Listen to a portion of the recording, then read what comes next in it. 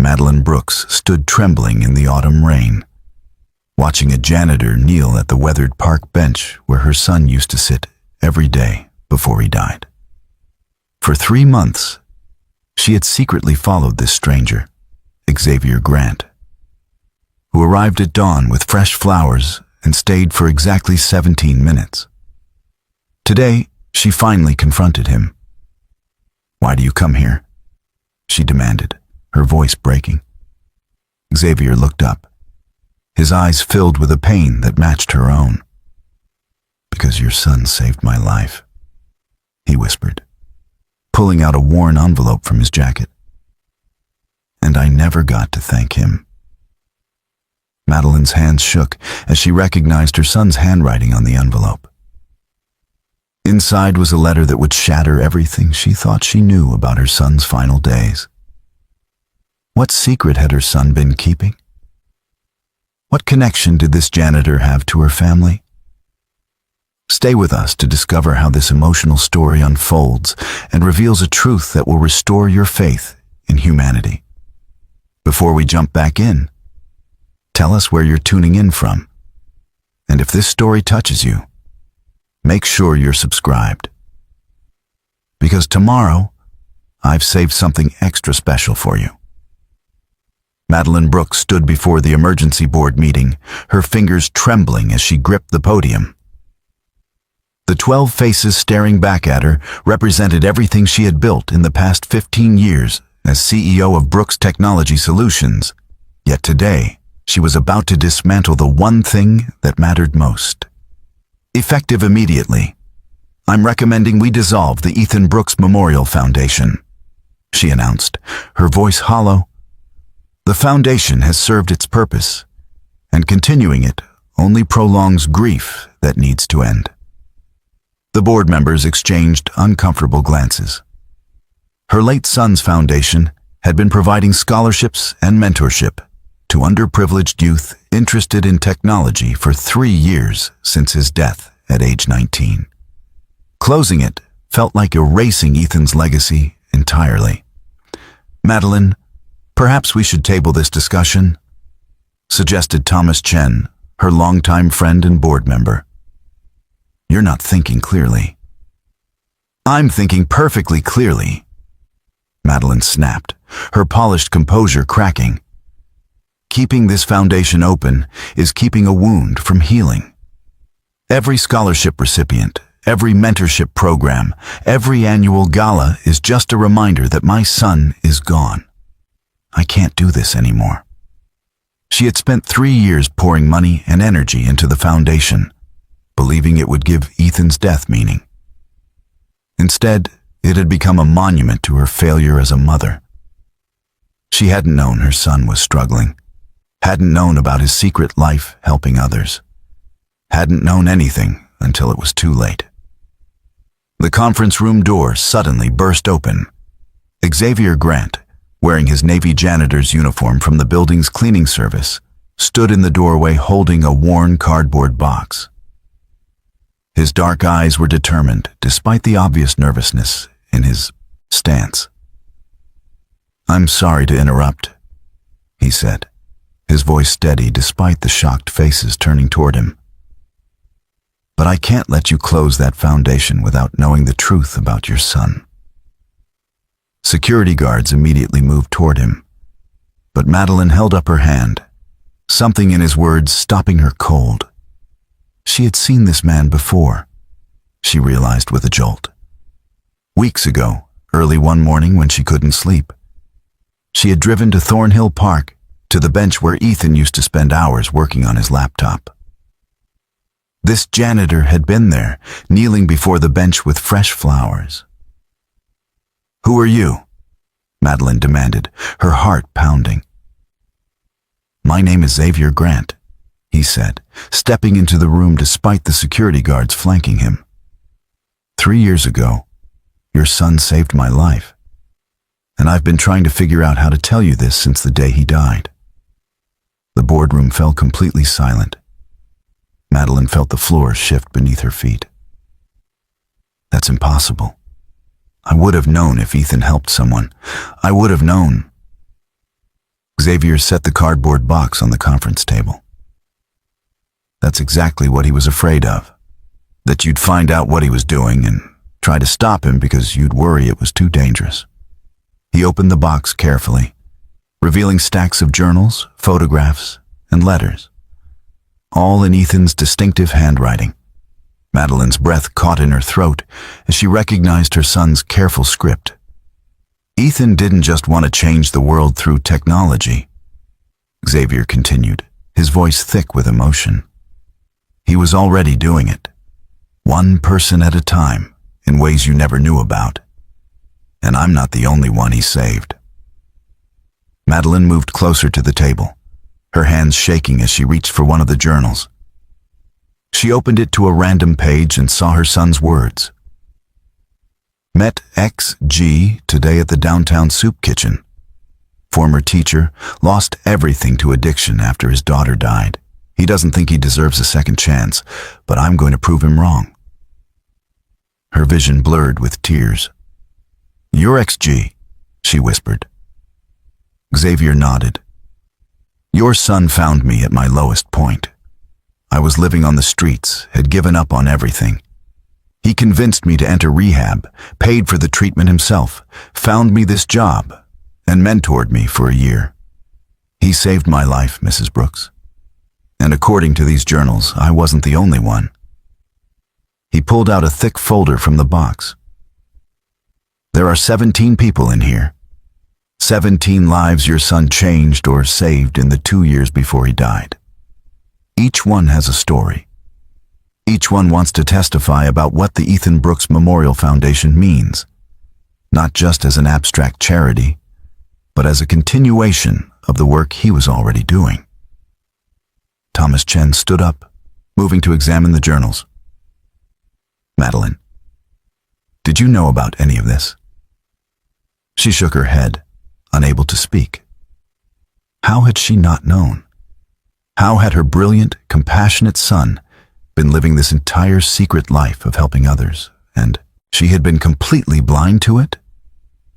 There's one more thing, Xavier said quietly, pulling out a sealed envelope with Mom written on it in Ethan's handwriting. He wrote this letter 6 months before he died. He gave it to me and made me promise that if anything ever happened to him, I would deliver it to you, but only when the time was right. Madeline's hands shook violently as she took the envelope. Why now? Why wait 3 years? Because he knew you'd blame yourself, Xavier said gently. He knew you'd try to make sense of his death by creating a foundation, by doing all the things you thought he would have wanted. He knew you'd eventually burn out and want to shut it all down. And he wanted you to know, when that moment came, that you weren't failing him. You were just finally ready to understand who he really was.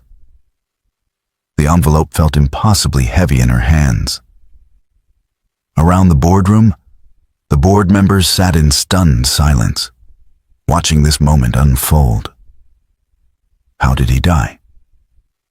Xavier asked softly. You've never publicly said what happened. Madeline's throat constricted. This was the question she'd avoided for 3 years, the truth she had hidden behind vague statements about a tragic accident. He fell, she whispered, from the roof of our downtown outreach center during a storm. They said he was checking on damage, but I never understood why he was there so late at night. Xavier's expression filled with understanding and pain. He was there because someone called him for help. Someone who needed him in the middle of the night, and he didn't hesitate. That's who your son was. Something broke open in Madeline's chest, 3 years of carefully controlled grief suddenly flooding through the cracks. She had spent so long trying to understand why Ethan had been at that building, why he had taken such a risk during a dangerous storm. Now, standing in this boardroom with a janitor who held the keys to her son's secret life, she finally understood. Ethan had died doing exactly what he loved, exactly who he was. And she had never really known him at all. "I need to read this letter," she said, her voice breaking. "I need to know what he wanted to tell me." But even as she said it, Madeline knew this was only the beginning. This janitor, this Xavier Grant who visited her son's favorite bench every morning with flowers, held more than just a letter. He held the truth about who Ethan really was. And somehow, she sensed that truth was going to change everything. Xavier Grant had learned long ago that rock bottom has a basement, and he had found every level of it.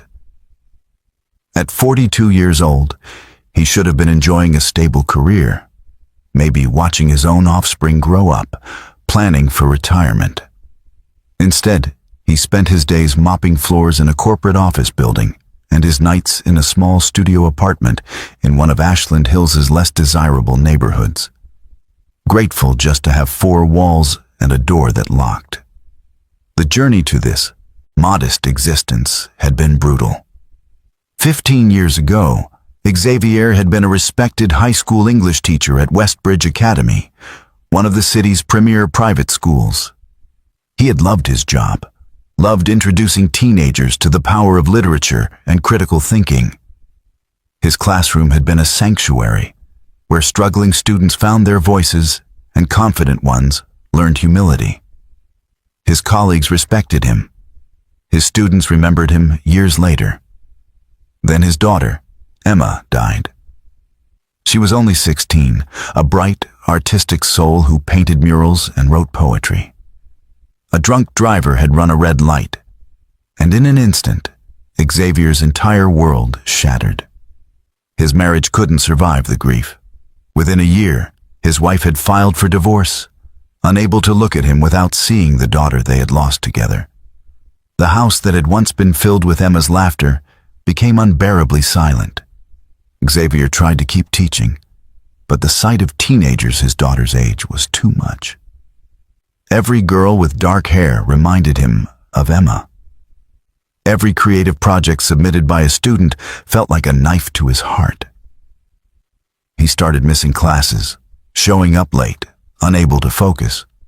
The school administration had been patient at first, understanding even, but there were limits to compassion when students' education was at stake.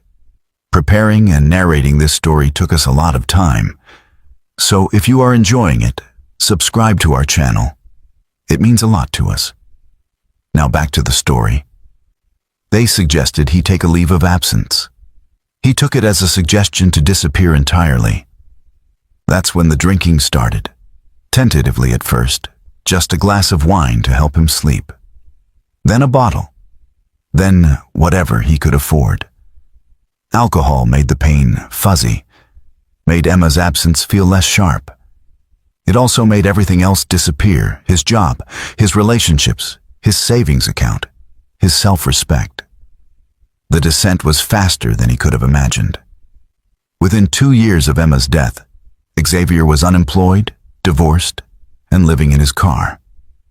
The respected teacher who had once shaped young minds was now the homeless man people crossed the street to avoid. He spent his days at the downtown soup kitchen and his nights wherever he could find shelter, under bridges, in abandoned buildings, anywhere the police wouldn't move him along.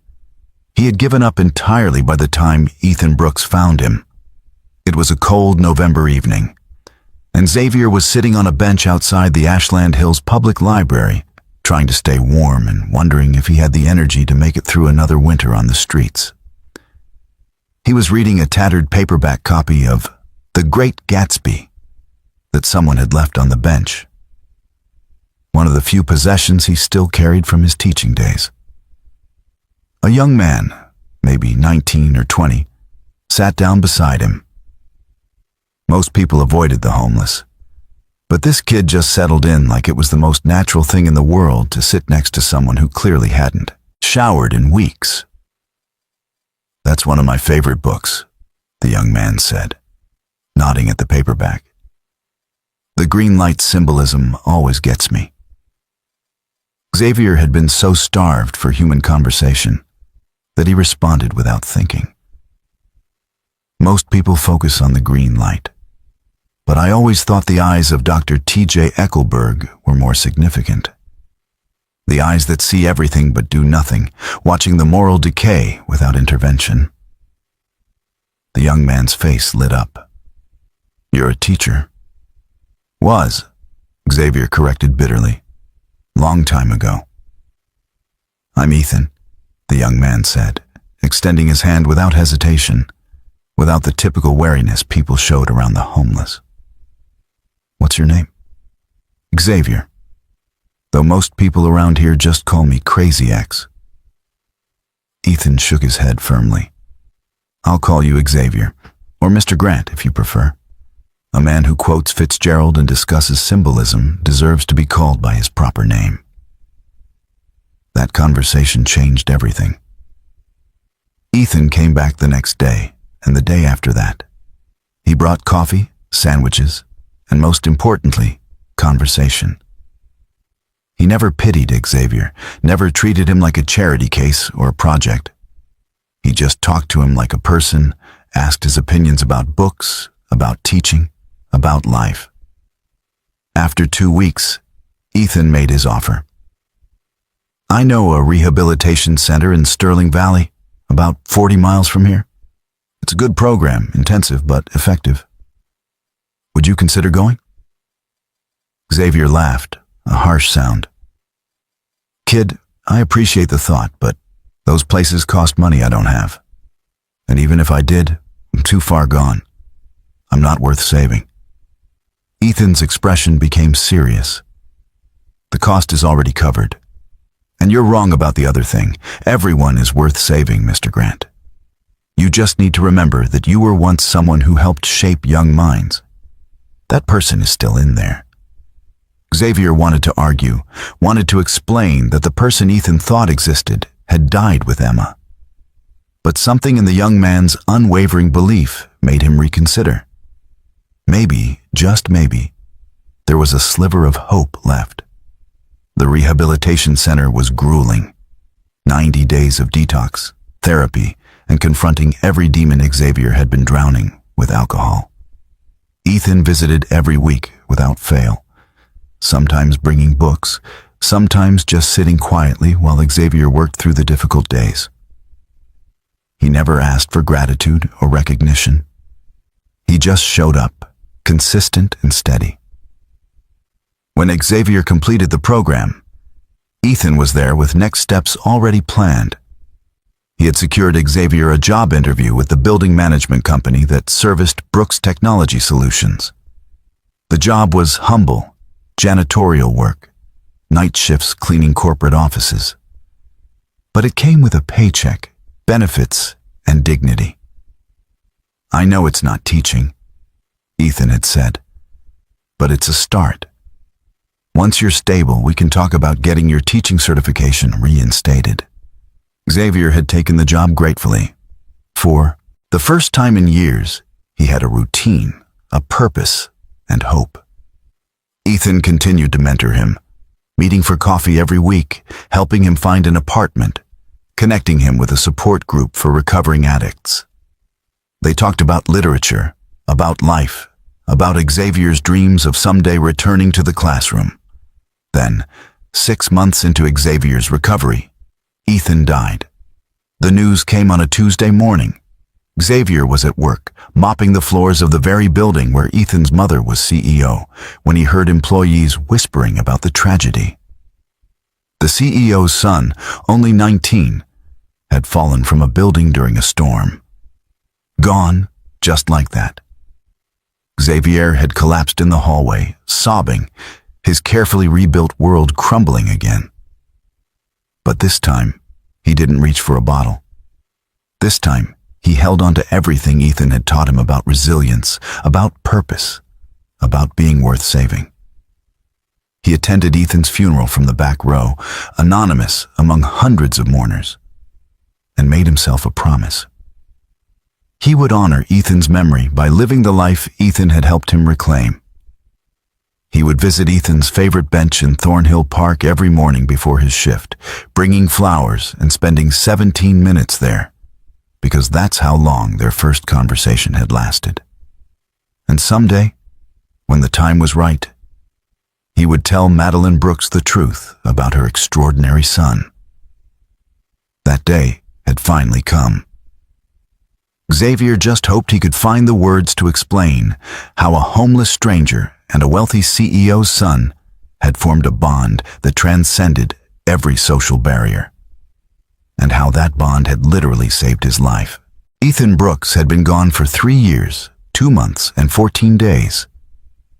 But Madeline could still hear his laugh echoing through the empty rooms of her Oakmont Heights estate. The sprawling house, with its 8 bedrooms and professionally landscaped gardens, had once been filled with the chaos of raising a curious, energetic boy. Now it was a mausoleum, beautiful and lifeless. Madeline stood in Ethan's bedroom, preserved exactly as he had left it the morning he died. His laptop sat closed on the desk, the screensaver frozen in time.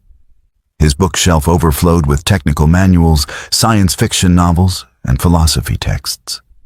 His sneakers were still by the door, waiting for feet that would never wear them again.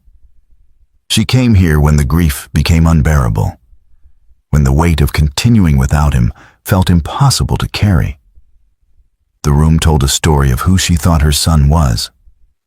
Brilliant, driven, passionate about technology and innovation.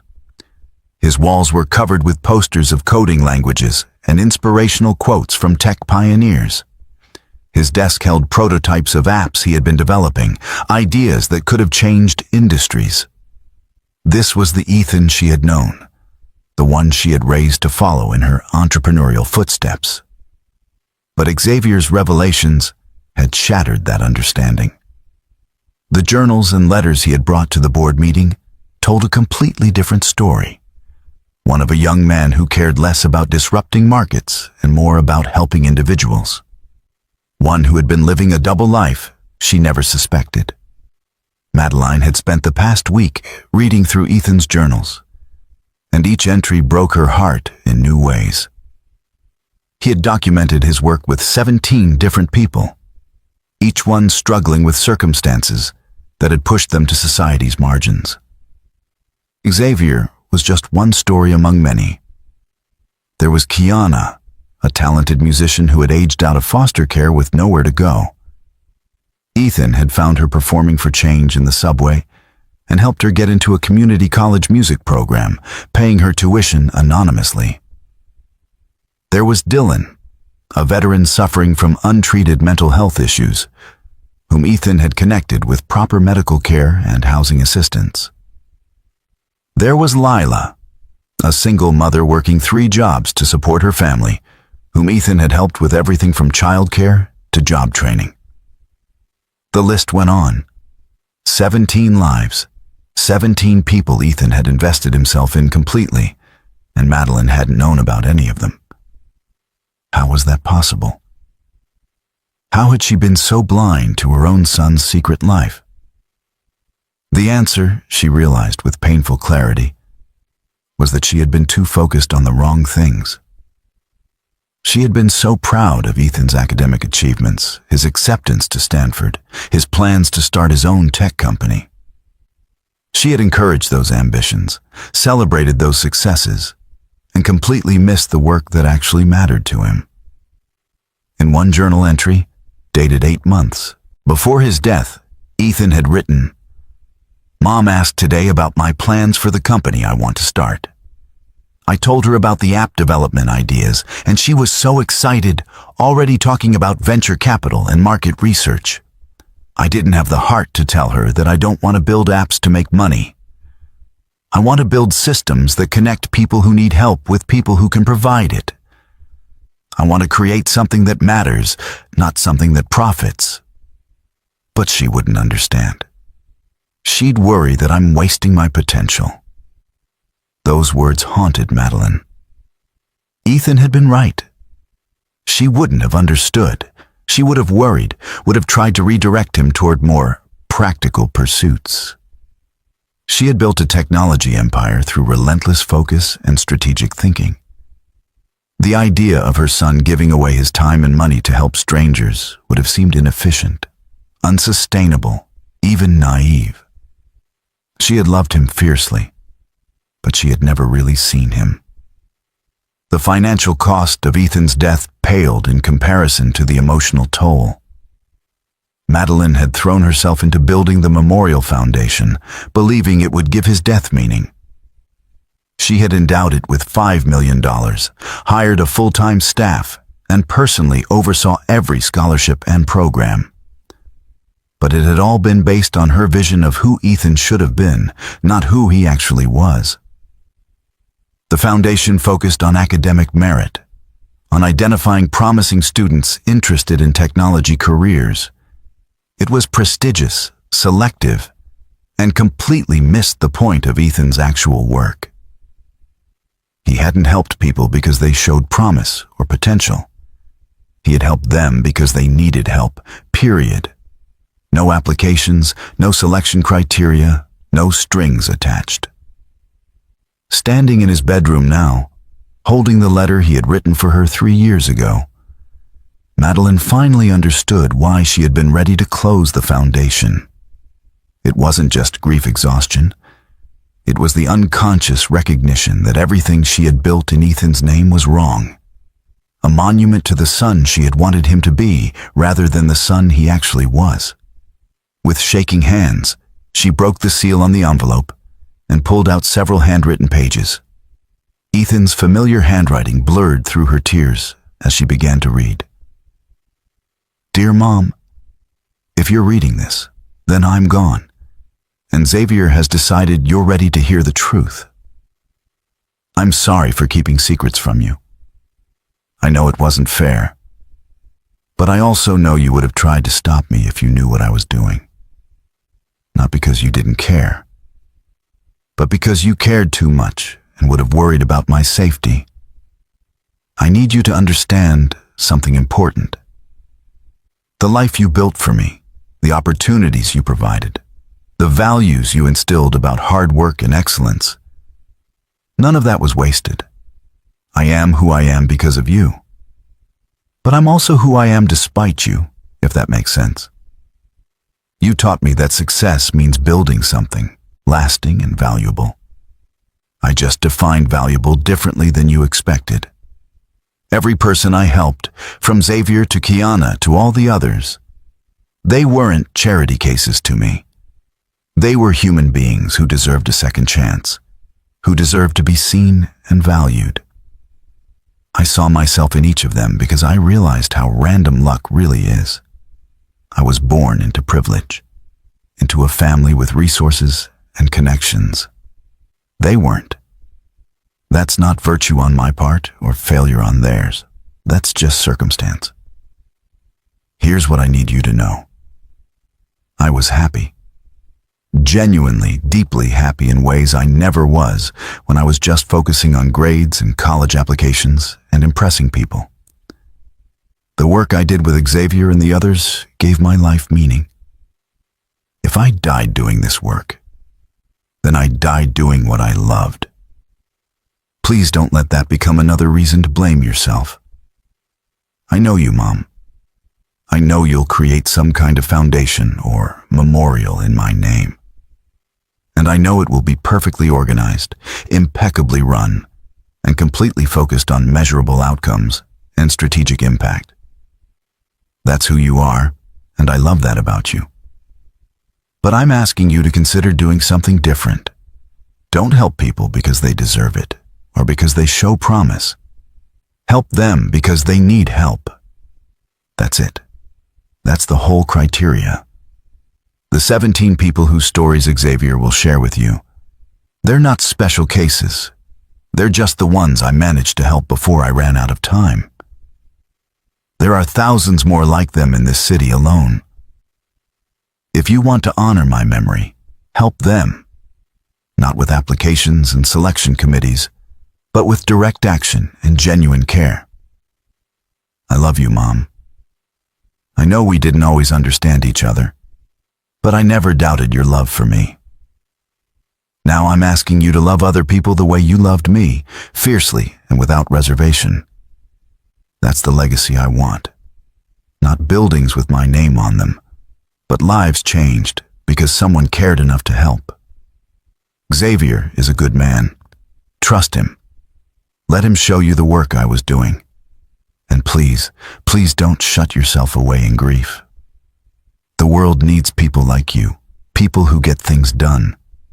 Just maybe aim that power at different targets than you originally planned. I'll be proud of you no matter what. Your son, Ethan. Madeline collapsed onto Ethan's bed, clutching the letter to her chest, and finally allowed herself to truly grieve. Not for the son she had imagined, but for the extraordinary young man she had never fully known. A young man who had died at 19 trying to help someone in need during a dangerous storm, because that's exactly who he was. The foundation she had built was wrong, but Xavier had given her a chance to make it right, to transform it into something Ethan would have actually wanted, if she was brave enough to listen. Madeline Brooks had built her empire from almost nothing, and that achievement defined her more than any other aspect of her identity. At 51, she was worth over $200 million, controlled a technology company with 3,000 employees across 12 states, and had her name on buildings at 2 universities. Forbes had featured her in their Power Women issue 3 times. Harvard Business School used her company as a case study in successful pivots and market disruption. But none of those accomplishments meant anything anymore. Not since Ethan died. She had grown up in a working-class neighborhood in Belmont Shore, the daughter of a factory worker and a grocery store cashier.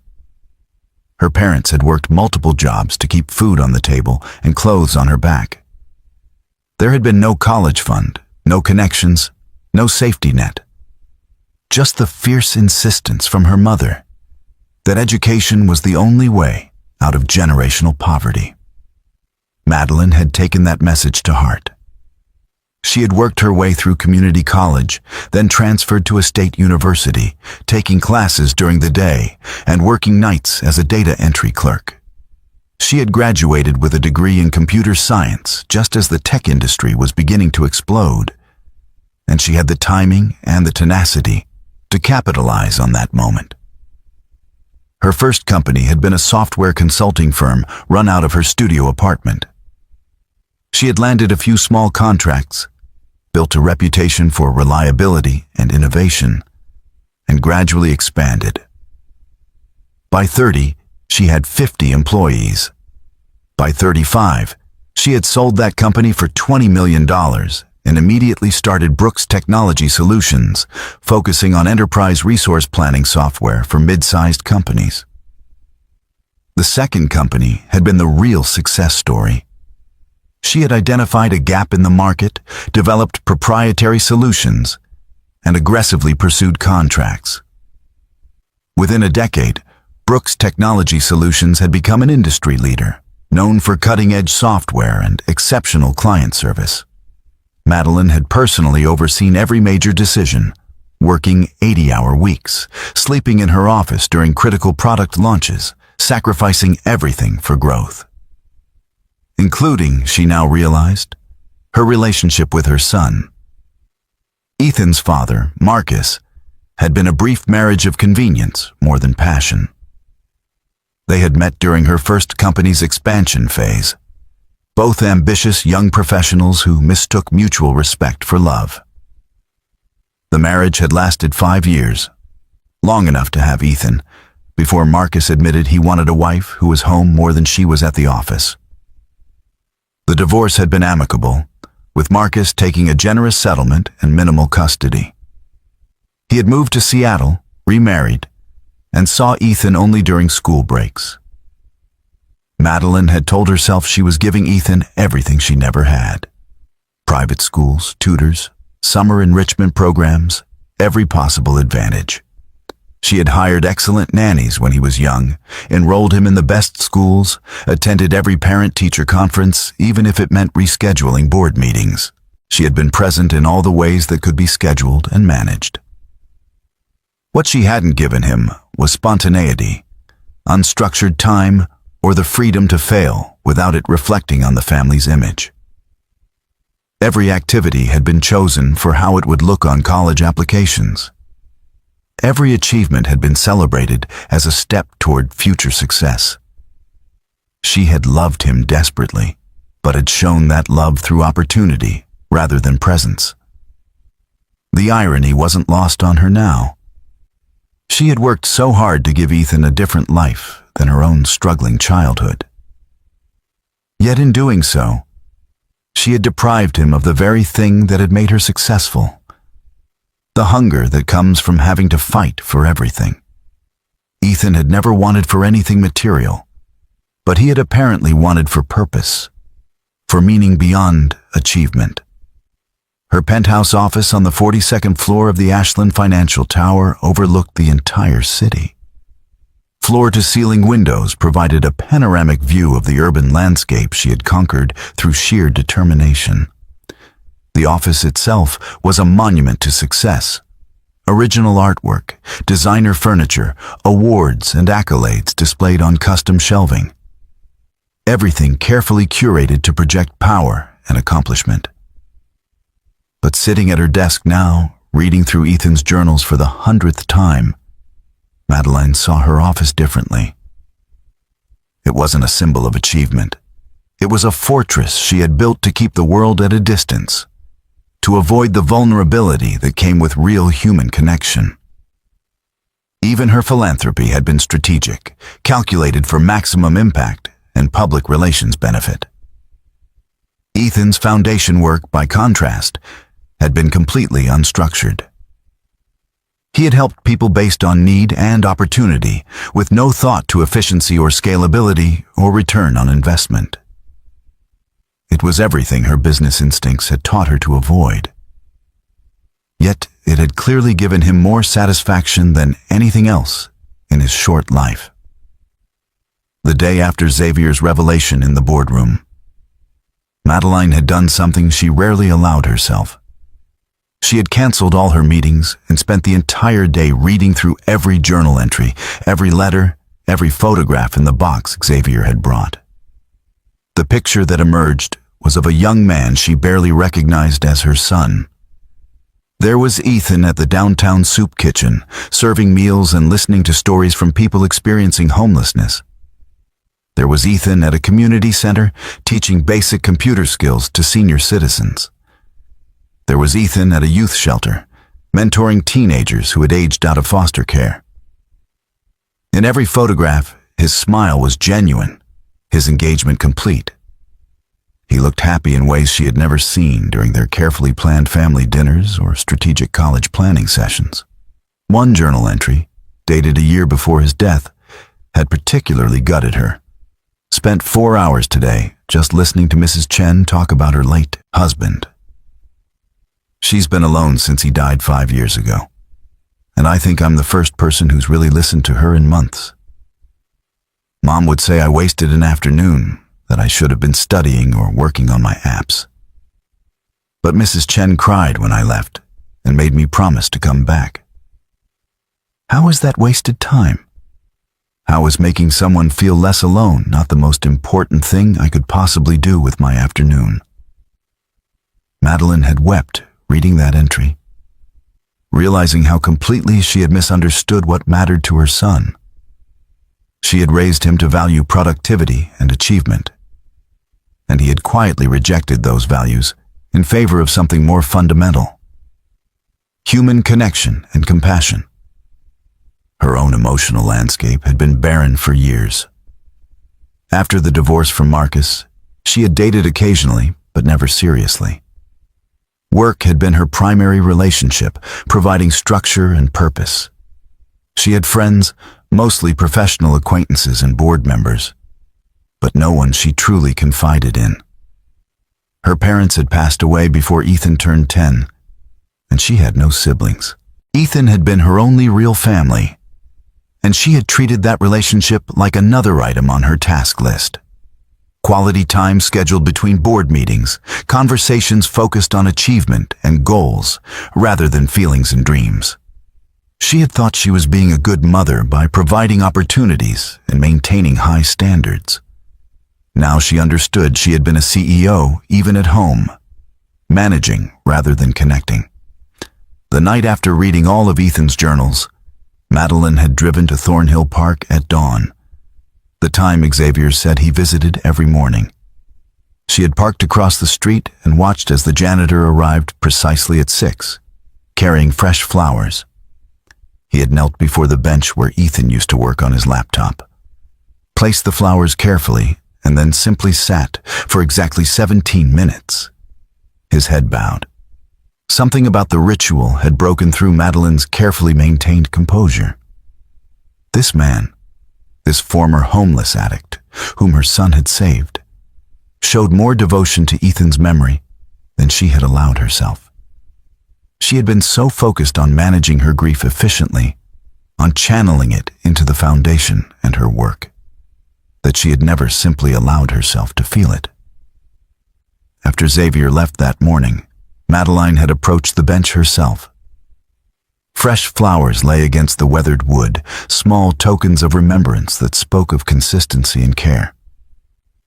She had sat where Ethan used to sit, trying to see the world through his eyes, trying to understand what he had found here that their mansion in Oakmont Heights couldn't provide. The answer, she realized, was freedom. Freedom from expectations, from the weight of being Madeline Brooks' son, from the pressure to achieve and impress. At this bench, he could just be Ethan, a young man trying to make the world slightly better one person at a time. Over the following weeks, Madeline had made a decision that surprised even herself. She began showing up at the same places Ethan had frequented, trying to retrace his steps and understand his work. She volunteered at the downtown soup kitchen where he had met Xavier. She visited the community center where he had taught computer classes. She spoke with the people who had known him, not as Madeline Brooks' son, but simply as Ethan. What she discovered shattered her remaining illusions. These people hadn't known Ethan was wealthy. He had never mentioned his mother's company or their family's resources. He had simply shown up consistently, offered help without judgment, and treated everyone with genuine respect and interest. He had been, by all accounts, an extraordinary young man, who happened to have been raised by a mother too focused on success to notice his extraordinary qualities. The guilt was crushing. Madeline had built an empire, but failed at the one thing that truly mattered: knowing and supporting her son for who he actually was, rather than who she wanted him to be. She couldn't change the past, couldn't reclaim the conversations they should have had, or the support she should have offered for his real passions. But Xavier had given her something precious, a roadmap to understanding Ethan's true legacy. And perhaps, if she was brave enough to follow it, a chance to transform her own empty success into something that actually mattered. The question was whether Madeline Brooks, CEO and self-made millionaire, could set aside her ego and control long enough to learn from a janitor who understood her son better than she ever had. That vulnerability terrified her more than any business challenge ever could. The second meeting between Madeline and Xavier happened 3 days after the boardroom confrontation, but this time it was on her terms. She had her assistant arrange for Xavier to come to her office during his lunch break, offering to compensate him for his time. She wanted to discuss the foundation's future, to understand more about Ethan's work, to somehow make sense of the revelation that had upended everything she thought she knew about her son. Xavier arrived at her office looking uncomfortable in his janitor's uniform, clearly aware he didn't belong in the executive suite's polished luxury. Madeline's assistant, Juliana, had offered him coffee and a seat in the waiting area. But he had declined both, standing by the window with his hands in his pockets, studying the city sprawl below. When Madeline's office door opened, Xavier turned with an expression that was difficult to read. Not quite defensive, but wary, as if expecting judgment or dismissal. "Thank you for coming," Madeline said, keeping her tone professional but not cold. "Please, sit down. Would you like something to drink?"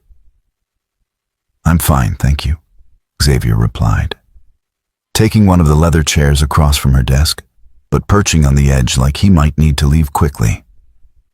An awkward silence stretched between them. Madeline, who commanded boardrooms with ease and negotiated multi-million-dollar contracts without hesitation, found herself uncertain how to begin this conversation. This man had known her son in ways she hadn't. He possessed insights and memories she desperately wanted to access, yet she had no framework for how to ask. "I read all of Ethan's journals," she finally said. "Every single entry. It took me 3 days." Xavier nodded slowly. "Then you know he was special? Different from most people his age." "I always knew he was special," Madeline said, hearing the defensive edge in her voice and trying to soften it. "I just didn't know why. I thought it was because he was brilliant, because he had so much potential to achieve great things in technology or business. I didn't realize his greatness was in how he treated people." "He learned that from somewhere," Xavier said quietly. "Kids don't develop that kind of compassion in a vacuum." Madeline shook her head. "I don't deserve that kindness, Mr. Grant. Ethan's compassion came despite my parenting, not because of it. Raised him to value achievement and success. He rejected those values and chose something better." Xavier leaned back slightly in his chair, seeming to assess her with those careful eyes that had seen the worst of human existence and survived. "Mrs. Brooks, can I be honest with you? Please. Ethan talked about you all the time, about how hard you worked, how you built something from nothing, how you never gave up even when things were difficult. He admired you enormously. He just wished you would see that the same determination you put into building your company could be applied to helping individual people." The words hit Madeline like a physical blow. "He said that?" "Not in those exact words. But yeah, that was the essence of it. He wasn't rejecting your values. He was trying to expand them. He wanted you to see that success could mean more than quarterly earnings and market share." Madeline stood abruptly, moving to the window where Xavier had been standing moments before. The city stretched out below, all of it familiar territory she had conquered through strategic thinking and relentless execution. "I don't know how to do what he did," she admitted. "I don't know how to help people one-on-one without it becoming a project to manage or a problem to solve efficiently." "Maybe that's exactly what you need to learn," Xavier said. And there was no judgment in his voice, just simple observation. "Ethan's work wasn't efficient. It was effective. There's a difference." She turned to face him. "Teach me." Xavier looked surprised. "What?" "Teach me how to do what Ethan did. Show me the people he helped. Let me understand his approach. I want to transform the foundation into something that actually honors his real legacy. But I can't do that from this office, managing it like another business initiative. I need to understand the work from the inside." "Mrs. Brooks, I'm not qualified to teach anyone anything. I'm barely keeping my own life together." "You're exactly qualified," Madeline countered. "You knew my son. You understood his work. And you experienced it yourself. So you know what actually helps versus what just looks good on paper. I'm asking you to help me understand." Xavier studied her for a long moment, and Madeline forced herself not to fill the silence with more arguments or explanations. This was his decision, and she had to respect that, even though waiting for his answer felt unbearable. "Okay," he finally said, "but on one condition." "Name it." "You can't approach this like a CEO studying a new market. You have to be willing to actually be present with people, to listen without trying to fix everything immediately, to accept that sometimes help looks like just sitting with someone while they're struggling. Can you do that? Madeline's instinct was to say yes immediately, to assure him she could absolutely do whatever was required. But something made her pause and actually consider the question honestly. Would she sit discomfort without rushing to solve it? Could she be present with people's pain without immediately strategizing how to eliminate it? Could she value connection over results? I don't know, she admitted. But I want to try. I need to try for Ethan. Xavier stood, and for the first time since entering her office, he smiled slightly. That's a more honest answer than I expected. Okay, Mrs. Brooks, we'll start tomorrow. Meet me at Thornhill Park at 6 in the morning. Wear comfortable clothes, nothing fancy. And don't bring your assistant or security or any of the normal entourage, just you. What will we be doing? You'll see. Just trust me, the way Ethan did. After Xavier left, Madeline stood at her window for another hour, watching the city move through its daily rhythms. Somewhere down there were the 17 people Ethan had helped, plus countless others he never got the chance to reach. Tomorrow, she would begin trying to see the world the way her son had, through eyes that valued individual human dignity over aggregate impact. The prospect terrified her, but for the first time since Ethan's death, she felt something besides hollow grief. She felt purpose. Madeline arrived at Thornhill Park at 5:55 the next morning, wearing jeans and a simple sweater instead of her usual designer suits. She had left her Mercedes at home and driven her seldom-used Range Rover, not wanting to arrive in something too ostentatious. Even these small adjustments felt foreign, like she was playing dress-up as someone she wasn't. Xavier was already there, kneeling at Ethan's bench with fresh flowers as he did every morning. Madeline hung back, not wanting to interrupt the ritual. She watched as he placed the flowers carefully, sat in silence for several minutes, then stood and turned to find her watching. "You're early," he said, but there was approval in his tone. "I didn't want to be late for my first day of education," Madeline replied, attempting lightness despite her nervousness. Xavier gestured for her to approach the bench. Up close, Madeline could see that it had been carved with initials over the years, declarations of love and friendship worn smooth by weather and time. A small brass plaque had been added recently, she realized. It simply read, "Ethan Brooks believed in second chances." "I had that installed 2 months after he died," Xavier explained. "Used the first paycheck I earned after getting sober. Seemed right that there should be something permanent marking this spot where he spent so much time." Madeline traced the letters with her finger, feeling tears threaten again. "Thank you for that. For remembering him this way." "I remember him every day," Xavier said simply. "Now come on, we have our first stop." They walked through the awakening city as dawn light painted the buildings gold and pink. Xavier led them to a neighborhood Madeline rarely visited, where residential buildings gave way to commercial districts and social services. They stopped at a building with a simple sign, "Bellevue Community Kitchen." "Ethan volunteered here every Tuesday and Thursday morning," Xavier explained. "He'd arrive at 6:30 and help prepare breakfast service until 9, then head to his classes. He never missed a day unless Lily was sick." "Who's Lily?" Madeline asked.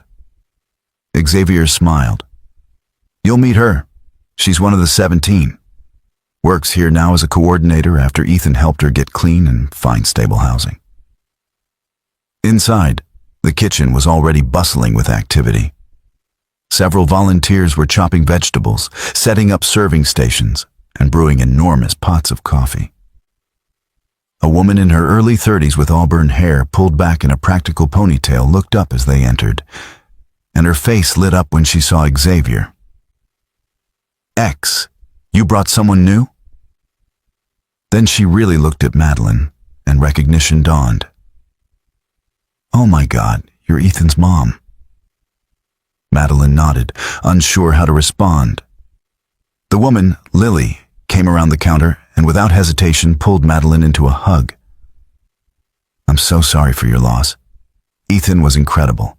He literally saved my life." The unexpected embrace caught Madeline off guard, but she returned it awkwardly. When Lily pulled back, her eyes were wet.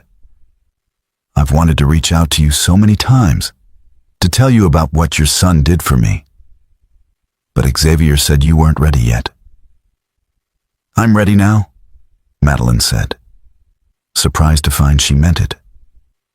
"Tell me about Ethan. Tell me everything." Over the next hour, as Madeline found herself peeling potatoes and setting up serving stations under Lily's direction, she heard the story. Lily had been addicted to opioids after a prescription for chronic pain had spiraled out of control. She had lost her job, her apartment, and nearly her life before Ethan had found her sleeping in a doorway near this very kitchen. "He didn't lecture me or judge me," Lily explained as they worked side by side. "He just asked if I was hungry and invited me in for breakfast. Then he came back the next day and the day after that. Eventually, he asked if I wanted help getting clean. And when I said yes, he connected me with resources and checked in constantly. He believed I could recover even when I didn't believe it myself." Madeline listened, her hands busy with simple tasks, while her mind struggled to reconcile this story with her image of her son. "How long ago was this?" 2 years before he died. I've been clean for 5 years now. I work here full-time, coordinating services for people experiencing homelessness and addiction. It's because of Ethan that I'm alive and functional. He gave me a second chance when nobody else would." When breakfast service began, Madeline found herself face to face with the people Ethan had cared so much about. Men and women experiencing homelessness. Some struggling with mental health issues. Some simply down on their luck. She served food and coffee, trying to make eye contact and offered genuine smiles the way she watched Xavier and Lily do naturally. An older man with weathered skin and kind eyes approached her station. "You're new here," he observed. "First time volunteering?" "Yes," Madeline admitted. "I'm trying to understand why this work mattered so much to my son." The man studied her with surprising perceptiveness. "Your son the one who helped X? The rich kid everyone talked about?" "Ethan, yes." The man nodded slowly. "Never met him myself, but I heard the stories. People said he was different from most volunteers. Most folks who come here are trying to feel good about themselves, you know, doing their charity work so they can go home feeling like saints. But your boy actually cared, made people feel human. That's rare." After the breakfast service ended, Xavier suggested coffee at a nearby diner. Madeline agreed, still processing everything she had witnessed. They sat in a worn booth with cracked vinyl seats, and Madeline ordered black coffee even though she usually preferred elaborate lattes from expensive cafes. "How are you doing?" Xavier asked once they were settled. "Overwhelmed," Madeline admitted. "That man who talked to me, he said most volunteers are there to feel good about themselves. I think he was right. I've done charity work my entire career, serving on boards, writing checks, attending galas. But I've never actually served food to someone experiencing homelessness before today. I've never had a direct conversation with the people supposedly benefiting from my philanthropy. That doesn't make you a bad person," Xavier said gently. "It just means you were approaching charity from the only framework you knew. Efficient, scalable, strategic. Ethan approached it differently because he valued individual connection over aggregate impact." "Can I learn to do that?" Madeline asked. Can I learn to see people the way he did? Or am I too old and too set in my ways? Xavier smiled. The fact that you're asking that question means you can learn. But it won't be comfortable. You're going to have to sit with other people's pain without being able to fix it immediately. You're going to have to accept that sometimes the best help is just listening. Can you do that? Madeline thought about her usual approach to problems. Identify, strategize, execute, measure results. What Xavier was describing was completely antithetical to that methodology. But she had seen the impact of Ethan's approach in Lily's grateful eyes, in Xavier's continued sobriety, in the 17 lives documented in those journals. I don't know if I can, she said honestly, but I want to try. Over the following weeks, Xavier became Madeline's guide into a world she had never truly known, despite her philanthropic efforts. They visited the community center where Ethan had taught computer classes to senior citizens, and Madeline sat through a session trying to help an 80-year-old woman understand email, while Xavier demonstrated infinite patience with every question. They went to the youth shelter where Ethan had mentored teenagers aging out of foster care. And Madeline listened as young people shared stories of neglect and abandonment that made her own privileged childhood feel impossibly distant. They met with Dylan, the veteran Ethan had helped connect with mental health services, who was now thriving in a job training program. Each visit challenged Madeline's instincts.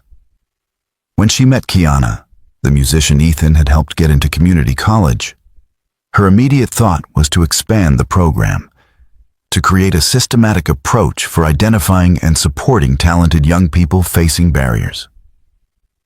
Xavier gently redirected her.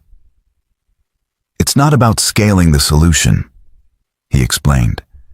It's about seeing Kiana as a unique individual with specific needs and dreams. When Ethan helped her, he didn't think about how to help 100 other musicians. He thought about what Kiana needed right now. The lesson was difficult for Madeline, whose entire career had been built on scalability and systems thinking. But gradually, through exposure and Xavier's patient guidance, she began to understand the difference between efficient philanthropy and effective compassion. One rainy afternoon, several weeks into her education, Madeline and Xavier were sitting at Ethan's bench after volunteer work at the community kitchen. Rain pattered on the trees above them, but the bench itself remained relatively dry under the canopy of leaves. Can I tell you something? Xavier asked. Of course. When Ethan first started helping me, I resented him a little bit. This rich kid swooping in to save the homeless man, like I was some kind of project for him. I thought he'd get bored and disappear once he realized I was harder to fix than he expected. But he didn't disappear. No. And eventually I realized that he didn't see me as a project at all. He saw me as Xavier, as someone with value and potential who just needed support. That's why his help actually worked when so many other interventions had failed. He treated me like a person, not a problem. Madeline was quiet for a long moment. I treated Ethan like a problem sometimes, she finally said. Or maybe more like a project. I had a vision for who he should become, and I tried to manage him toward that vision. I never asked him who he actually wanted to be. He knew you loved him, Xavier said. That came through in every journal entry. He just wished you could see him more clearly. I see him now, Madeline whispered. Finally. Too late, but I see him. Xavier reached over and squeezed her hand, a gesture of comfort that would have been unthinkable a month ago. It's not too late to honor who he was.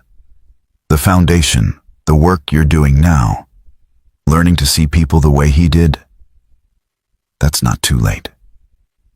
That's exactly what he would have wanted.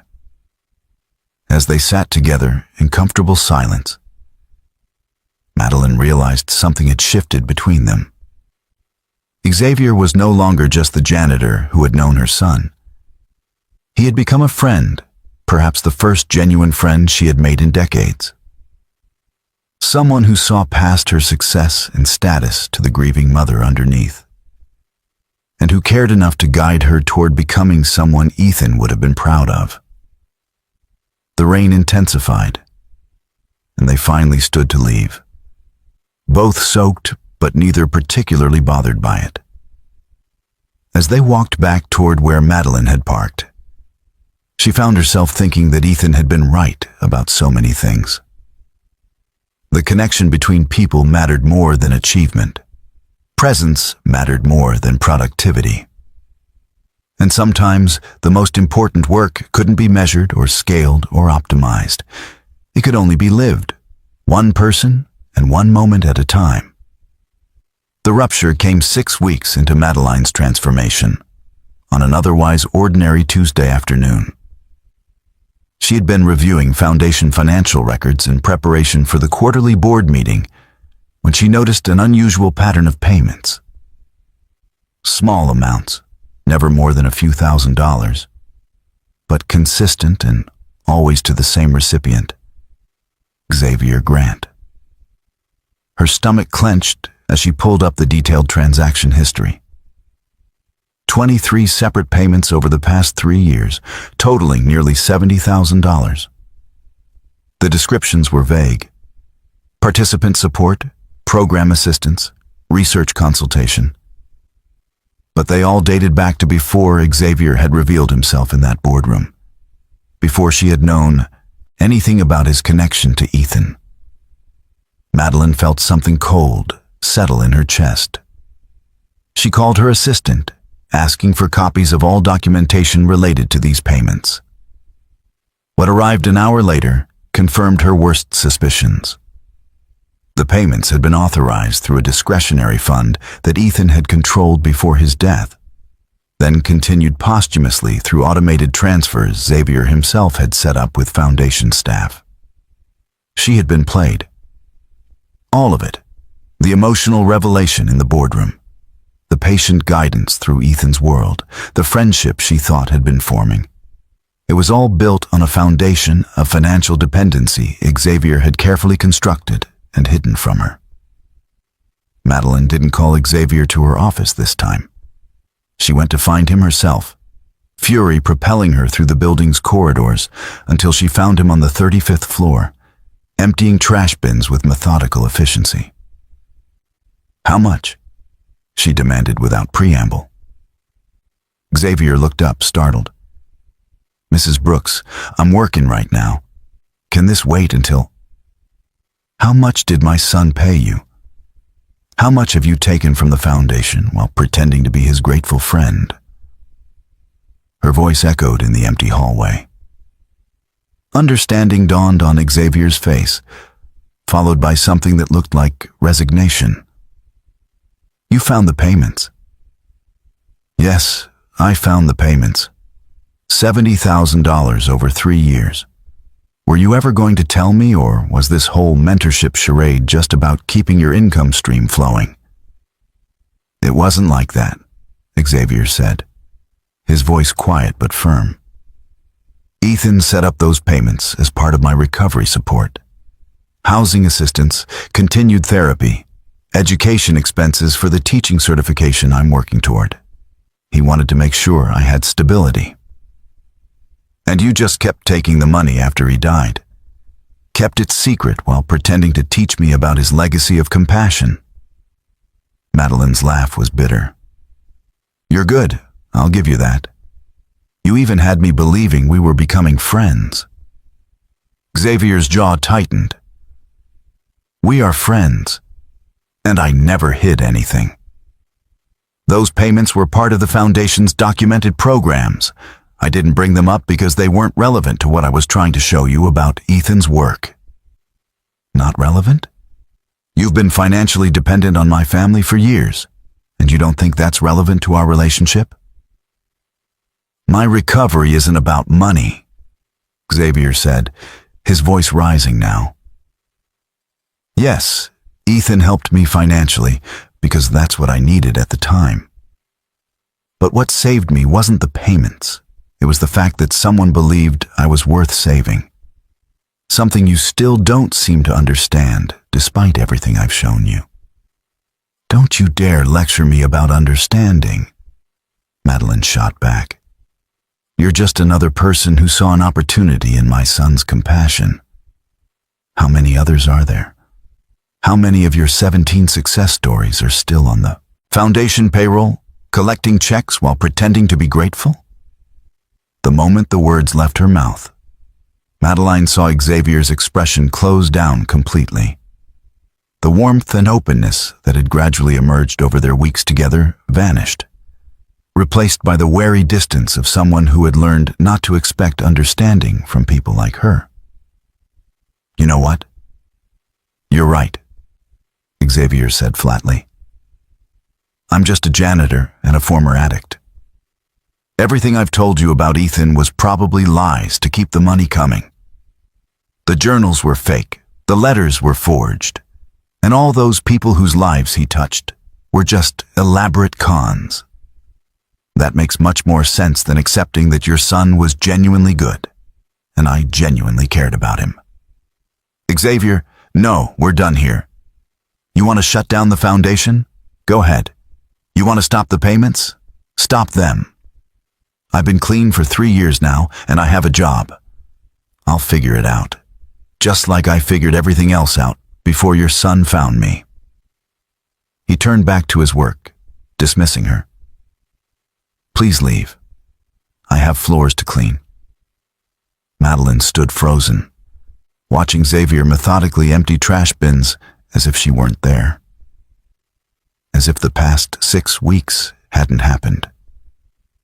She wanted to take back her words, to explain that she was scared of being manipulated again, scared of trusting someone who might have ulterior motives. But her pride wouldn't let her. Instead, she turned and walked away, telling herself she had been right to confront him, right to protect herself from being used. The hollow feeling in her chest suggested otherwise. But Madeline had spent decades ignoring uncomfortable emotions in favor of logical decisions. This, she told herself, was just another necessary choice. The fallout from her confrontation with Xavier came swiftly. Within a week, 3 members of the Foundation's board had resigned, citing concerns about the organization's direction. Thomas Chen, her oldest ally, requested an emergency meeting that Madeline knew wouldn't be pleasant. What she didn't expect was the lawsuit. Harrison Caldwell, a prominent attorney and Foundation board member, filed a legal challenge claiming Madeline was mismanaging the Foundation's assets and deviating from its original mission. The petition, filed in probate court, argued that the Foundation should be placed under independent oversight to ensure Ethan's legacy was properly honored. He's using the payments to Xavier as evidence, Thomas explained when they met in her office. Claims you've been manipulated by a con artist into redirecting Foundation resources away from legitimate scholarships toward unvetted individuals with substance abuse histories. Madeline felt sick. Xavier isn't a con artist. Maybe not, but the optics are terrible. A grieving mother, a charming recovered addict with financial ties to her dead son, unexplained payments, radical changes to Foundation programs. Caldwell is painting a picture of exploitation and mismanagement. So, what do I do? Thomas sighed. You could fight it, but that means exposing everything to public scrutiny. The media would have a field day. Or you could step back, let an independent board take over, and hope they honor some version of what you are trying to build. Those are my only options. Fight and destroy Ethan's reputation, or surrender and watch everything get dismantled. Unless you have evidence that what you were doing was actually Ethan's vision. Real evidence, not just journals that could be dismissed as teenage idealism. Madeline spent that night rereading Ethan's letter, searching for something she could use in court. But the letter was personal emotional. Not the kind of legal documentation that would satisfy a judge. She needed something more concrete, some proof that the Foundation's new direction truly honored Ethan's intentions. She also needed Xavier. He knew the people Ethan had helped, understood the work in ways she was still learning. But after their confrontation, he had made it clear he wanted nothing more to do with her or the Foundation. She had tried calling twice. Both times he hadn't answered. The preliminary hearing was scheduled for 3 weeks away. Madeline hired the best attorneys money could buy, but even they admitted the case was challenging. Without clear documentation of Ethan's wishes beyond the original Foundation charter, and with the financial irregularities Caldwell had highlighted, the court might indeed decide that independent oversight was necessary. The stress manifested in ways Madeline hadn't experienced in years. She couldn't sleep, couldn't focus on work, couldn't stop replaying her confrontation with Xavier and wondering if she had destroyed the one genuine connection she had formed since Ethan's death. 2 weeks before the hearing, Lily from the community kitchen showed up at Madeline's office unannounced. Juliana tried to turn her away, but Madeline, hearing the commotion, came out herself. "I need to talk to you," Lily said firmly, "about Xavier and about what you're throwing away." They sat in Madeline's office, and Lily didn't mince words. "Xavier told me what happened, how you accused him of using Ethan for money. You know what he did after that conversation?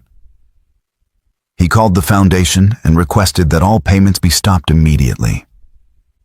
Then he picked up extra shifts at 2 other buildings to make up the income. He's working 70 hours a week now because he'd rather destroy himself than let you think he was using your son." Guilt crashed over Madeline. "I didn't know." "Because you didn't ask. You made assumptions based on fear and distrust, exactly the opposite of everything Ethan tried to teach you." Lily leaned forward. "Here's what you need to understand. Every single one of the 17 people Ethan helped would testify for you. We would stand up in court and explain exactly what your son's real legacy was. But not if you've rejected the one person who knew him best and who's been trying to help you understand. Xavier won't even take my calls. Then don't call. Show up. Do the work. Prove you actually learned something from these past weeks." Lily stood to leave, then paused. Ethan believed people deserved second chances. Maybe you should consider giving Xavier one, and yourself one too. After Lily left, Madeline sat in her office as evening light faded over the city. She had a choice to make, the same choice she always made between pride and vulnerability, between control and trust. This time, though, the stakes were higher than any business decision she had ever faced. This time, she was choosing whether to honor her son's real legacy or lose it forever. The courtroom was smaller than Madeline expected, more intimate and somehow more intimidating than the boardrooms where she usually fought her battles. Harrison Caldwell sat with his legal team, looking confident and prepared. Thomas Chen sat beside Madeline, offering moral support even though he had advised her this fight might be unwinnable. What Caldwell's team didn't expect was the crowd. 17 people filed into the courtroom's public gallery, and Madeline recognized every face from Ethan's journals. Lily was there, along with Dylan the veteran, Kiana the musician, and all the others whose lives Ethan had touched. And standing with them, looking uncertain but determined, was Xavier. Madeline's breath caught. She hadn't seen him in 2 weeks, hadn't known if he would come, despite Lily's assurances. Their eyes met across the courtroom, and something passed between them, not forgiveness exactly, but possibility. Caldwell presented his case first, methodically outlining the Foundation's deviation from its original charter, the questionable payments to Xavier, and Madeline's radical restructuring of programs without proper board oversight. His arguments were logical, well documented, and damning. Then Madeline's attorney called Xavier to the stand. "Mr. Grant, how did you meet Ethan Brooks?" her attorney began. Xavier described that first evening at the library, his homelessness and addiction, Ethan's persistent kindness. He explained the rehabilitation, the job assistance, the mentorship that continued until Ethan's death. Then he pulled out a folder of documents. "These are receipts and records I kept of every dollar Ethan spent helping me," Xavier said. "Not because he asked me to, but because I needed to remember that someone had invested in me when I couldn't invest in myself. The foundation payments Mrs. Brooks discovered? They were always documented. They were never hidden. They were exactly what Ethan intended." Then, one by one, the other 16 people testified. Each told their story of how Ethan had found them at their lowest point and offered help without judgment. Each explained how the Foundation's original focus on academic merit and traditional success would have excluded them entirely. But Ethan's actual work had been about helping people who fell outside conventional support systems. Kiana, the musician, was particularly compelling. "Ethan didn't help me because I was talented or deserving. He helped me because I needed help. If Mrs. Brooks wants to honor her son's real legacy, she needs to run the Foundation the way he would have, not the way she thinks looks best on paper." The judge listened carefully to every testimony, asking occasional questions, but mostly absorbing the collective picture these 17 people painted of Ethan Brooks. Not as the promising young tech entrepreneur his Foundation's charter described, but as a compassionate young man committed to helping individuals in crisis. Finally, Madeline herself took the stand. Her attorney asked the question they had prepared. "Mrs. Brooks, why did you want to change the Foundation's direction?" Madeline looked directly at Xavier as she answered. "Because I finally understood that I never really knew my son. I was so focused on who I wanted him to be that I missed who he actually was. The Foundation I created was based on my vision of success, not his. Changing it isn't mismanagement. It's correction. It's finally honoring the person Ethan truly was instead of the person I wished he had been." Her voice broke on the last words, but she continued. "I made mistakes in this process. I let fear and pride damage a friendship with someone who knew my son better than I did. But I'm asking this court not to let my failures prevent the Foundation from becoming what Ethan actually wanted it to be." The judge took a brief recess, then returned with his decision. "This court finds that while Mrs. Brooks's management of the Foundation has been unconventional, the evidence suggests she is actually attempting to align the Foundation more closely with Ethan Brooks' demonstrated values and actions. The petition for independent oversight is denied. However, this court recommends the Foundation establish a formal advisory board, including individuals who directly benefited from Ethan Brooks' assistance, to ensure future decisions reflect his actual legacy." Relief flooded through Madeline, but she barely heard the rest of the judge's comments. She was watching Xavier, who looked equally relieved and emotional. As the courtroom cleared, they found themselves face to face in the hallway. "I'm sorry," Madeline said before he could speak. "You were right. I was scared of being used, so I assumed the worst instead of trusting what we had built together. I was wrong." Xavier nodded slowly. "I should have been more upfront about the financial support. I didn't think it mattered. But I can see why it felt like a betrayal when you discovered it." "Can we start over?" Madeline asked. "Not as CEO and janitor, but as two people trying to honor someone we both loved. Xavier extended his hand. I'd like that. As they shook hands, Madeline felt something shift, not back to where they had been before the rupture, but forward into something more honest and resilient. They had broken trust and rebuilt it. That made their connection stronger, not weaker. The foundation would continue, but better now, informed by Ethan's real vision and guided by people who understood what he had actually tried to accomplish. It wasn't the legacy Madeline had originally imagined for her son, but it was the one he deserved. 14 months after the courtroom victory, Madeline stood in the lobby of the newly renovated Ethan Brooks Community Center, watching as Xavier cut the ribbon on what had once been an abandoned warehouse in the Bellevue district. The transformation was remarkable, not just of the building, but of everything the space represented.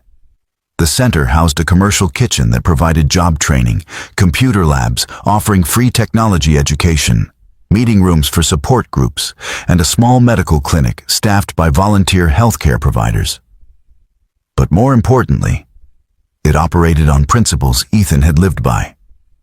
Help was available to anyone who needed it.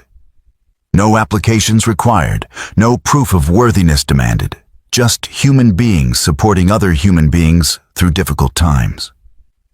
Madeline had sold her Oakmont Heights estate 6 months ago, the sprawling mansion that had always felt too empty after Ethan died.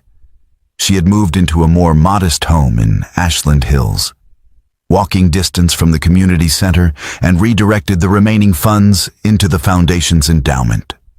Her penthouse office remained, but she spent less time there now, preferring to work from a small office at the center, where she could stay connected to the actual work being done. The foundation's board had been restructured exactly as the judge had suggested. Xavier served as director of outreach, overseeing programs and ensuring they remained true to Ethan's vision. Lily managed the recovery support services. Dylan coordinated veteran assistance programs. Kiana ran arts education initiatives. All 17 of the people Ethan had helped now played active roles in the foundation's work, transforming from recipients of charity into leaders of a movement. Thomas Chen had remained on the board, increasingly impressed by the foundation's impact despite his initial skepticism. Even some of the board members who had resigned had quietly returned, admitting they had been wrong to doubt Madeline's transformation. Harrison Caldwell, the attorney who had challenged her in court, had never apologized. But Madeline no longer cared about his opinion. She had learned to measure success differently now. The changes extended beyond organizational structure. Madeline had stepped back from her role as CEO of Brooks Technology Solutions, appointing a successor and moving into a chairman position that required far less day-to-day involvement. The decision had shocked the business community, with several financial publications running speculative pieces about her mental state and leadership capacity. She had ignored them all. Her relationship with Xavier had evolved into something she struggled to define for people who asked. They weren't quite friends in the casual sense. Their history was too complicated and painful for that easy label. But they had become something deeper. Partners in honoring Ethan's legacy. Confidants who understood each other's failures and growth. Two people bound by shared purpose and hard-won trust. They still met at Thornhill Park most mornings, both arriving around 6 to spend time at Ethan's bench before the day's work began. Xavier still brought flowers, and Madeline had started bringing coffee for both of them. They would sit in comfortable silence or discuss foundation matters, or sometimes just talk about their lives, the ordinary details that constituted genuine friendship. On this particular evening, after the ribbon-cutting ceremony and the speeches from community leaders and the tours given to local media, Madeline and Xavier found themselves alone in the center's main hall. The space was still filled with folding chairs from the ceremony, but everyone else had filtered out to the reception being held at the community kitchen next door. Ethan would have loved this. Xavier said quietly, looking around at what they had built together. He would have complained that we made it too formal. Madeline replied with a small smile. All the speeches and ribbon-cutting ceremony. He would have preferred we just opened the doors and started helping people without all the fanfare. True, Xavier agreed. But he also would have understood that sometimes ceremony matters. Sometimes people need to see that change is possible, that institutions can transform. This center proves that. Madeline nodded, feeling the weight of the past year settle over her. The journey from that first confrontation in the boardroom to this moment had been the most difficult period of her life, harder even than the immediate aftermath of Ethan's death. She had been forced to confront every assumption she held about success, worth, and human connection. She had failed repeatedly, hurt people she cared about, and struggled against every instinct that told her to retreat into the comfortable certainty of business logic. But she had also discovered capacities she didn't know she possessed. The ability to sit with someone's pain without trying to fix it immediately. The ability to value presence over productivity. The ability to measure impact not in quarterly reports, but in individual lives transformed.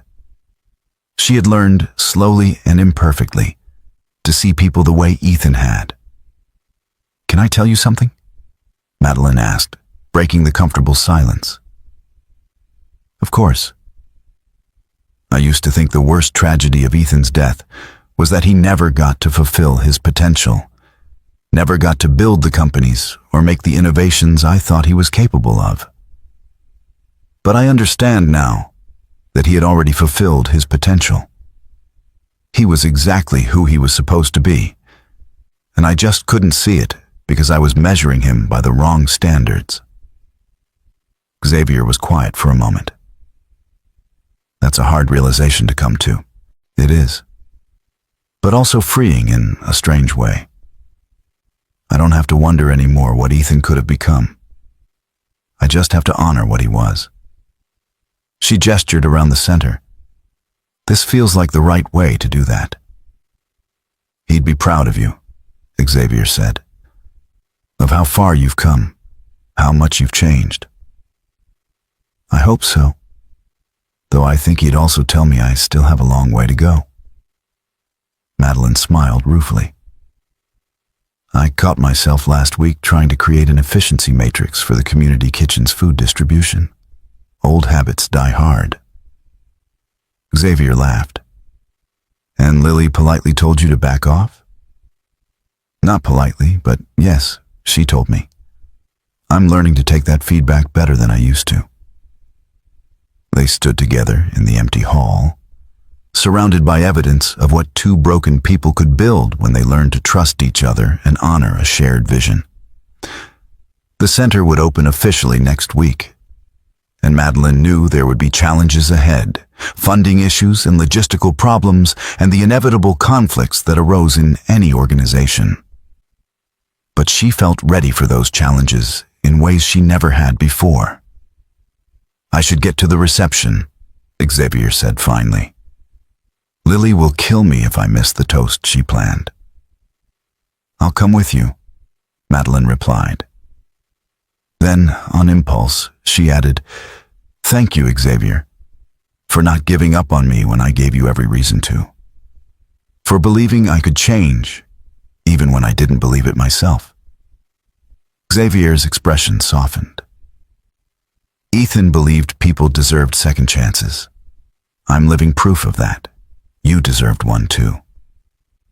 They walked together toward the community kitchen, where laughter and conversation spilled out into the evening air. Through the windows, Madeline could see the 17 people who had testified on her behalf, plus dozens of others who had been helped by the Foundation's transformed programs. They were celebrating not just the new center, but the possibility of change, the reality that institutions and people could transform when they committed to seeing each other clearly. As Madeline entered the warm, crowded space, she felt something she hadn't experienced in years. a sense of belonging. Not the superficial belonging of professional networks and business relationships, but the deeper connection that came from shared purpose and genuine care. These people knew her failures and loved her anyway. They challenged her assumptions and forgave her mistakes. They had become, in the truest sense, family. Later that night, after the reception ended and everyone had gone home, Madeline drove to Thornhill Park one last time. She sat at Ethan's bench under the stars, tracing the brass plaque Xavier had installed. Ethan Brooks believed in second chances. "I got my second chance," she whispered into the darkness.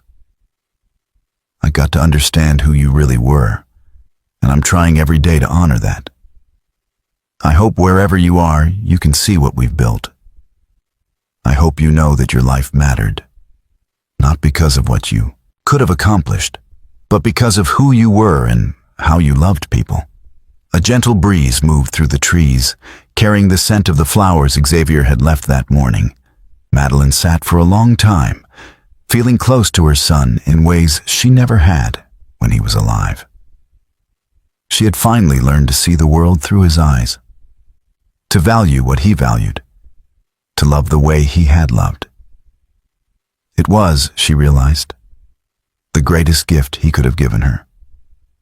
Not success or achievement, but the ability to recognize what truly mattered. Connection, compassion, and the courage to help others even when the world said they weren't worth saving. Sometimes the families we build, the legacies we create, the lives we touch, those matter more than any empire or achievement. Ethan had understood that at 19. It had taken Madeline 51 years and her son's death to learn the same lesson. But she had learned it. And now, finally, she could live it.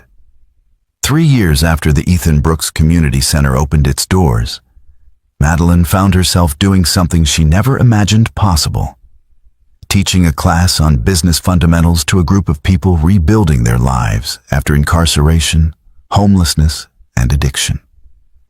The classroom was modest, located on the second floor of the center, with whiteboards covering the walls and mismatched chairs arranged in a semicircle. Her students ranged in age from 22 to 67, each carrying stories of struggle and survival that humbled her every single week. This was her 4th semester teaching the course, and she had learned far more from her students than they would ever learn from her. "Okay, so let's talk about your business plans," Madeline said, settling into one of the chairs rather than standing at the front like a traditional teacher. Ethan had always believed in circles rather than hierarchies, and she had adopted that approach. "Anthony, you wanted to start a landscaping company. Walk us through your financial projections." Anthony White, a former construction worker who had lost everything to gambling addiction before finding recovery through the center's programs, stood nervously. He had been clean for 18 months now and possessed a work ethic that reminded Madeline of her younger self. His hands shook slightly as he presented his business plan, but his numbers were solid and his vision clear. After class ended, Xavier appeared in the doorway.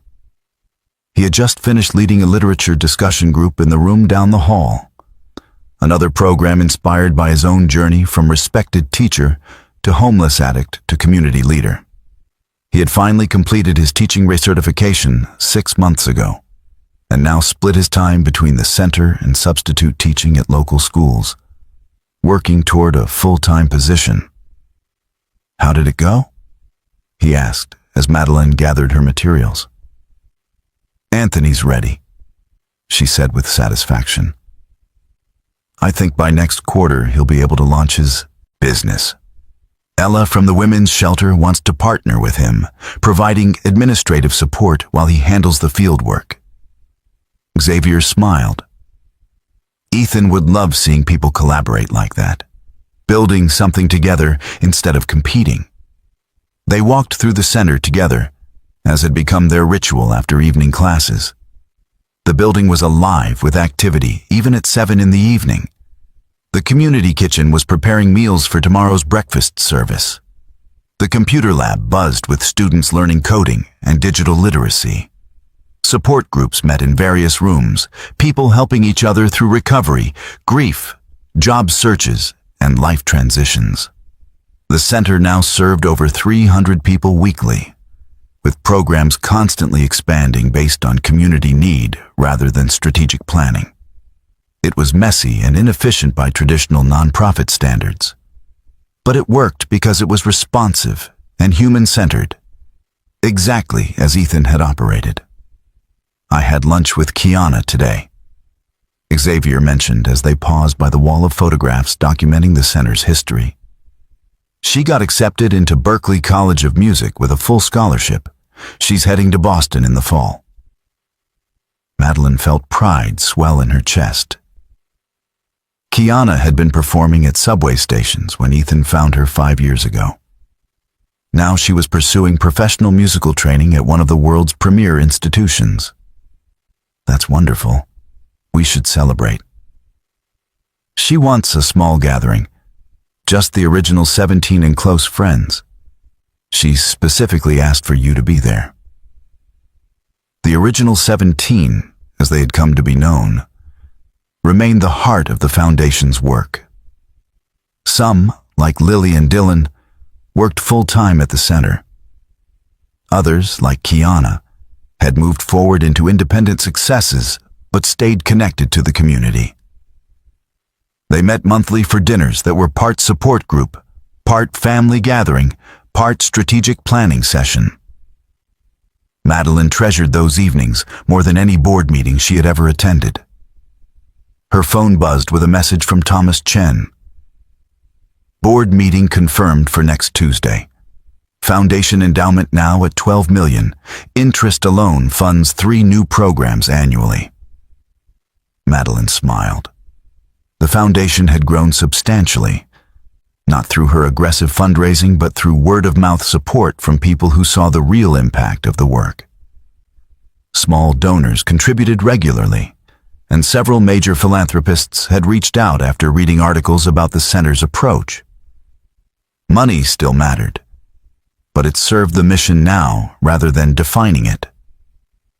I've been thinking about something, Xavier said as they reached the lobby. The evening receptionist, a young woman named Scylla, who had come through the center's job training program, waved at them as she answered phones. Remember how Ethan used to just show up at the library, the soup kitchen, random places around the city? How he found people who needed help by being present in community spaces? Yes, Madeline replied, curious where this was leading. I think we should formalize that somehow. Not make it a program exactly, but train volunteers in the art of just showing up and being present, paying attention to people who are invisible to everyone else. Madeline considered this. A year ago, her instinct would have been to create a structured outreach program with metrics and measurable outcomes. Now she understood what Xavier was actually suggesting, teaching people to see others the way Ethan had, without agenda or judgment. I love that idea, she said. It's perfect. We could call it the Presence Project or something like that. Let's workshop the name, Xavier laughed. But yes, something like that. I think it honors what Ethan did better than any formal program could. They parted ways in the parking lot, Xavier heading home to the small house he now owned in a neighborhood not far from where he had once been homeless, Madeline driving to her modest home in Ashland Hills. Her life looked nothing like it had 4 years ago, and she was profoundly grateful for that transformation. At home, she made tea and settled into her favorite chair, pulling out the letter Ethan had written her. She still read it regularly, finding new meaning in his words as she continued to grow and change. Tonight, one particular sentence stood out. Don't help people because they deserve it or because they show promise. Help them because they need help. That's it. That's the whole criteria. So simple. So revolutionary.